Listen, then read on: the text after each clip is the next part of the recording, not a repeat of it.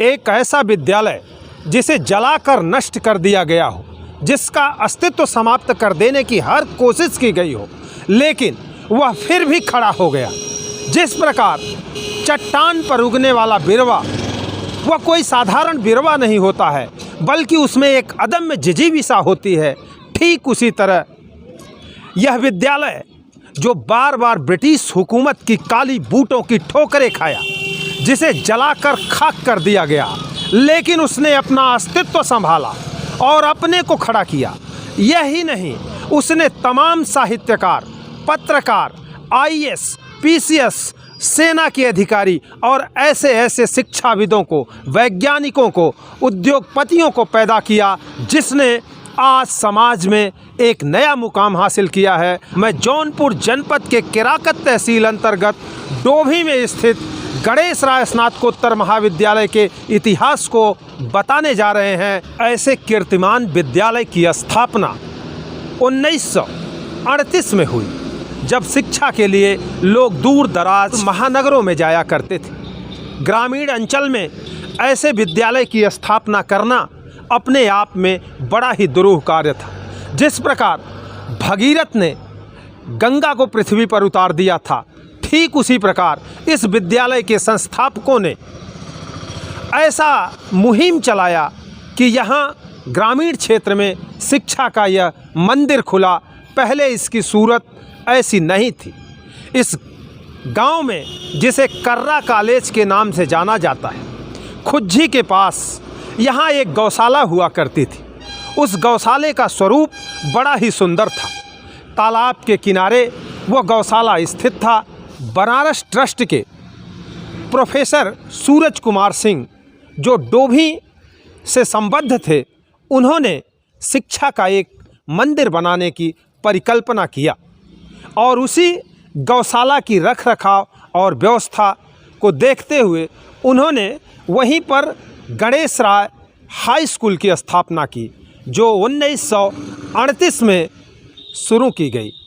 उस समय क्षेत्र के तमाम जो सामाजिक लोग थे, उनमें एक समता हुई, एक राय हुआ और वो लोग मिलकर बांस, बल्ली, सरपत से यहाँ पर इस विद्यालय की स्थापना की और यहाँ हाई स्कूल स्तर की शिक्षा शुरू की गई। देश गुलामी में जकड़ा हुआ था और स्वतंत्रता के आंदोलन में डोभी के रघुवंशियों का भी बड़ा योगदान था। आरा के बाबू कुंवर सिंह का संबंध डोभी से होने के कारण उन्होंने अंग्रेज़ों से लोहा लिया था, जिसमें डोभी के लोगों ने बढ़ चढ़कर हिस्सा लिया। इस बात से बौखलाए अंग्रेज़ों ने 1942 में जो ये गणेश राय हाई स्कूल की स्थापना हुई थी, पूस की बनी हुई विद्यालय की झोपड़ियों को जलाकर खाक कर दिया। इतने यत्न से बनाया गया गणेश राय हाई स्कूल ट्रस्ट का विद्यालय नेस्त नाबूद हो चुका था। अब वहाँ कुछ भी नहीं था। यहाँ के लोगों में घोर उदासी व्याप्त हो गई। लोगों के बच्चों का भविष्य अधर में दिखाई पड़ने लगा।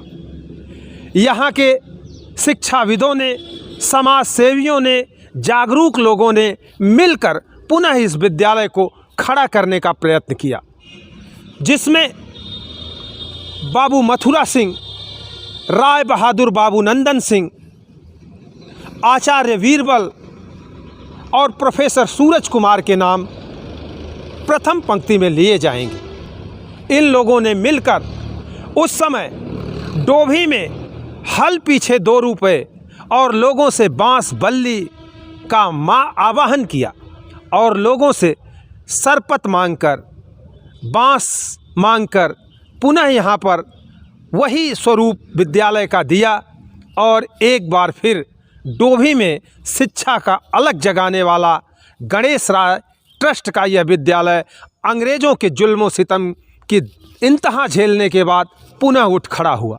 ऐसा कहा जाता है कि जब किसी के ऊपर जुल्म सितम या इंतहा करनी हो उसकी, तो पहले उस आदमी की मानसिक स्थिति, उसकी शिक्षा और उसकी आर्थिक स्थिति को कमज़ोर किया जाता है। यही सोच अंग्रेज़ों की भी थी। वो डोभी को पनपने नहीं देना चाहते थे, लेकिन शिक्षा भगीरथ ठाकुर मथुरा सिंह ने एक बार पुनः इस विद्यालय को खड़ा कर दिया था।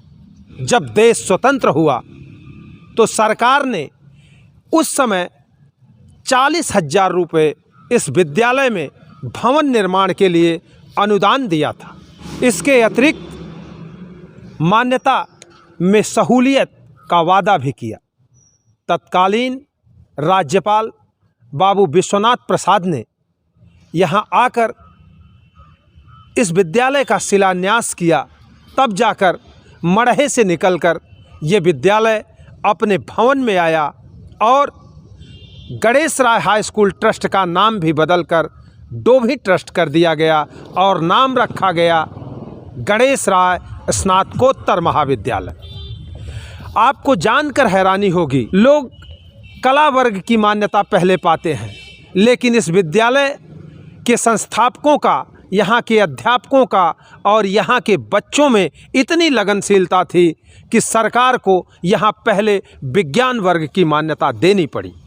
उस समय वाराणसी, जौनपुर, गाजीपुर, गोरखपुर आसपास के ज़िलों में यदा कदा कहीं ही थोड़े से गिने चुने कॉलेज हुआ करते थे जहां लोग उच्च शिक्षा प्राप्त कर सकते थे। लेकिन जौनपुर ज़िले के इस ग्रामीण क्षेत्र में डोभी के कर्रा कॉलेज का स्नातकोत्तर महाविद्यालय के रूप में उदय होना अपने आप में गौरव की बात थी। यहाँ के संस्थापकों के लिए, यहाँ के लोगों के लिए और उन लोगों का परिश्रम फलीभूत हो रहा था। नवगीत के संस्थापक डॉक्टर शंभुनाथ सिंह ने लिखा था कि यही रघुवंश के तप त्याग का यश गान विद्यालय, यही है आदि पुरुष गणेश का सम्मान विद्यालय। उठी थी यज्ञ की लपटें यही इस गोमती तट पर, शहीदों की उन्हीं की कह रहा आख्यान विद्यालय, यही रघुवंश के तप त्याग का यशगान विद्यालय। ये विद्यालय निरंतर आगे बढ़ता गया और इसने एक से एक साहित्यकार, पत्रकार, शिक्षाविद, वैज्ञानिक, उद्योगपति, वकील, जज, ब्रिगेडियर, कर्नल, सैनिक, न जाने ऐसे तमाम कितने छात्रों को इस विद्यालय की नर्सरी से पैदा किया, जो आज उत्तर प्रदेश ही नहीं पूरे देश में अपनी कर्तव्यपरायणता से, अपनी कार्यकुशलता से इस विद्यालय का, इस क्षेत्र का मान सम्मान बढ़ा रहे हैं। इस विद्यालय का स्वर्णकाल तब आया जब इस विद्यालय के प्राचार्य डॉक्टर विजय प्रताप सिंह जी हुए। ये सामने जो मूर्ति दिखाई पड़ रही है, ये इस विद्यालय के लंबे समय तक प्राचार्य रहे डॉक्टर विजय प्रताप सिंह जी की है। इनकी कार्यकुशलता और इनके इस विद्यालय के प्रति त्याग, तप और लगनशीलता का परिणाम ये रहा कि प्राचार्य होते हुए ये पूर्वांचल यूनिवर्सिटी के कार्यवाहक कुलपति भी बनाए गए।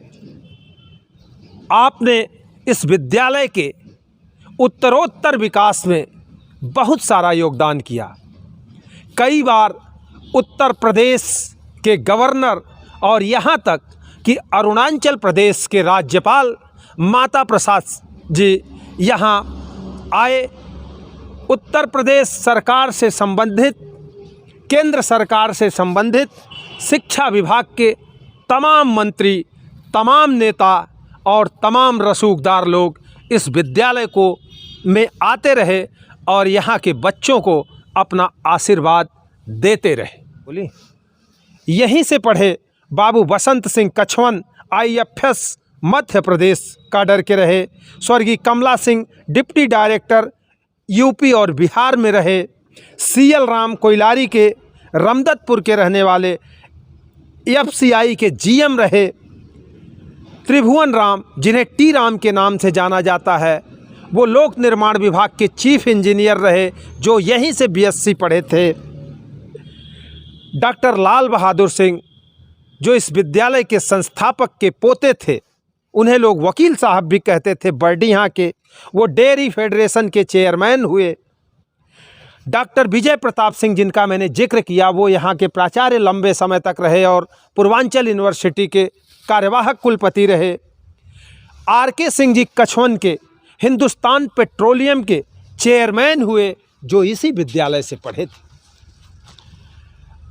के पाठक, जो यहाँ से पढ़कर आईपीएस हुए और सीनियर आईपीएस के रूप में आईजी पद से रिटायर्ड हुए। उद्योग जगत में अपना परचम लहराने वाले रविंद्र सिंह, जो हिसामपुर के निवासी हैं, इन्होंने फार्मास्यूटिकल कंपनियों के लिए केमिकल का व्यवसाय किया और आज 250 करोड़ रुपए का टर्नओवर है इनका। यहीं से पढ़े वैज्ञानिक इंद्रभूषण सिंह, जो खुज्जी के निवासी हैं, इन्होंने वाटर प्यूरीफायर पर शोध किया और मात्र 2,500 रुपये में लोगों के लिए मशीन बनाकर शुद्ध पानी पीने का रास्ता प्रशस्त किया। साहित्य, कला और पत्रकारिता के जगत में यहाँ से पढ़े हरिहरपुर के निवासी स्वामीनाथ पांडे ने अपने लेखन से हिंदी साहित्य को समृद्ध किया। इन्होंने हिंदी साहित्य की विभिन्न विधाओं में उपन्यास, कविता, कहानी, निबंध, एकांकी, नाटक लिखकर हिंदी का मान बढ़ाया था। यहीं से पढ़े हुए डॉक्टर इंदिवर पांडे, जो हरिहरपुर के ही निवासी हैं, इन्होंने नवगीत पर तमाम संपादित पुस्तकों का प्रकाशन किया। अब तक इनकी 27 पुस्तकें प्रकाशित होकर आ चुकी हैं। 2021 में उत्तर प्रदेश की योगी सरकार ने इन्हें साहित्य भूषण सम्मान देकर सम्मानित किया था। पत्रकारिता के क्षेत्र में यहीं से पढ़े इटहरा के निवासी एसपी सिंह, कृषि के क्षेत्र में सर्वश्रेष्ठ लेखनी के कारण इनको प्रधानमंत्री नरेंद्र मोदी ने बड़ा सम्मान देकर पुरस्कृत किया था। मित्रों, कम समय में यहाँ के सारे मेधावियों का नाम समेट लेना असंभव है, इसलिए हमने जिन लोगों के बारे में बताया वो सारे धन्यवाद के पात्र हैं। और इस विद्यालय में आज जो शिक्षा ग्रहण कर रहे हैं उन छात्रों के लिए भी मेरी शुभकामना है। साथ ही जो वर्तमान समय में साल 2 साल पहले यहाँ से पढ़कर निकले हुए छात्र, जो हर क्षेत्र में अपना नाम बढ़ा रहे हैं, उन सारे लोगों को मेरी शुभकामना है। मैंने भी इसी विद्यालय से शिक्षा ग्रहण की है और आज आपके सामने इस विद्यालय का इतिहास, इस विद्यालय की प्रगति आपको सुना रहा हूँ। ऐसे सारे छात्रों को जो यहाँ से पढ़कर निकले हुए हैं या जो यहाँ शिक्षा ग्रहण कर रहे हैं, उन सभी लोगों के लिए मैं वर्ष 2023 के इस शुरुआती दिनों में उनके मंगल भविष्य की कामना करता हूं और विश्वास दिलाता हूं कि आप जहां भी जिस क्षेत्र में रहेंगे, आपकी उपलब्धियों को मैं लोगों तक ज़रूर पहुंचाऊंगा। इसके साथ ही मैं निवेदन करना चाहता हूं कि अगर मेरा ये वीडियो आपको पसंद आया हो तो मेरे Facebook page real view news और मेरे YouTube channel real view news को सब्सक्राइब करें, फेसबुक पेज को फॉलो करें और अपने कमेंट टिप्पणी के माध्यम से मुझे अवगत कराएं, ताकि आगे के वीडियो में मैं उत्तरोत्तर सुधार के साथ आपके सामने प्रस्तुत हो सकूं। तब तक के लिए नमस्कार।